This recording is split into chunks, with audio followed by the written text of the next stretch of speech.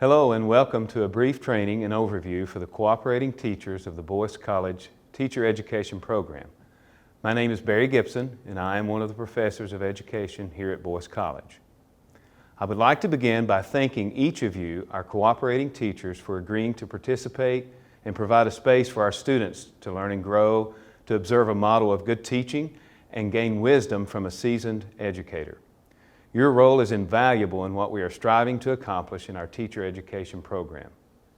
In this video, I want to briefly share information with you concerning who is in our department, an overview of the expectations and responsibilities of our teacher candidates when they come to your classroom, and lastly, a brief overview of LiveText, our online database of sorts for all of our teacher candidates, including illustrating an example of assessing a teacher candidate using a rubric form from LiveText.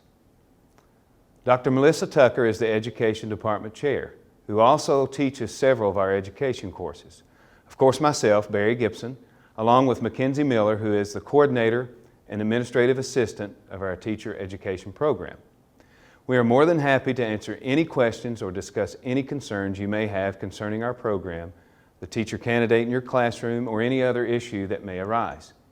Our contact information will be provided at the conclusion of this training video. While in your classroom, we want both our students' experience and your experience to be fruitful, productive, and smooth. Further, there may be some occasions in which we will come into your classroom, Dr. Tucker or myself, just checking on our students and seeing how they are performing and doing in your room.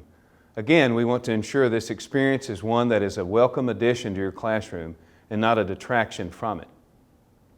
More specifically, we want our teacher candidates to not only observe, but be fully engaged in your classroom.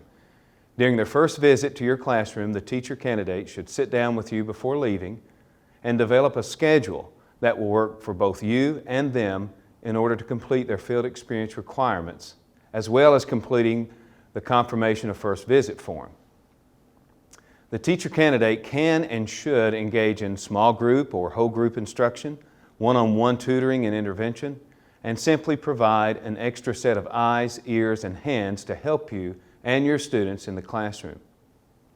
In the majority of our teacher education courses, students must also teach a full lesson while a part of your classroom. The teacher candidate should develop a lesson plan in conjunction with your guidance and direction and submit it to you in an ample time for critique and revision before actually teaching the lesson. After this process is complete, the teacher candidate shall teach the lesson while being evaluated by you, the cooperating teacher. LiveText is an online platform that houses all of our teacher candidates' field experience and observations, as well as a number of assessments and evaluations that they must complete. By now, you should have received a username and password for LiveText, as well as had some time to gain familiarity with the program. If not, be sure to contact Mackenzie Miller in our department as soon as possible to ensure your proper setup in LiveText. To ensure you have some proper exposure to utilizing this platform, I'm going to illustrate the scoring of an assessment using the teacher candidate evaluation rubric. I'm using this assessment rubric that you as the cooperating teacher will score the teacher candidate that completes field experience in your classroom. This will simply be a sample of what that looks like, as well as how you will mark or evaluate this assessment. As you can see, this evaluation is to be completed at the conclusion of the time the Boyce teacher candidate is in your classroom setting.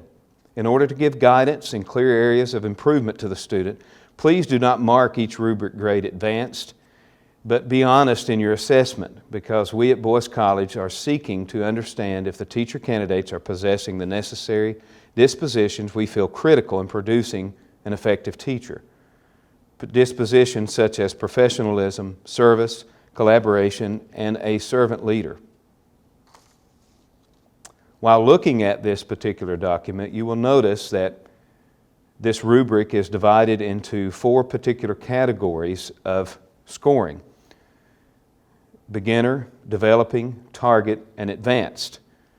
And as you work your way through this rubric in particular, there are 6 categories you are assessing, as well as a holistic score for the teacher candidate.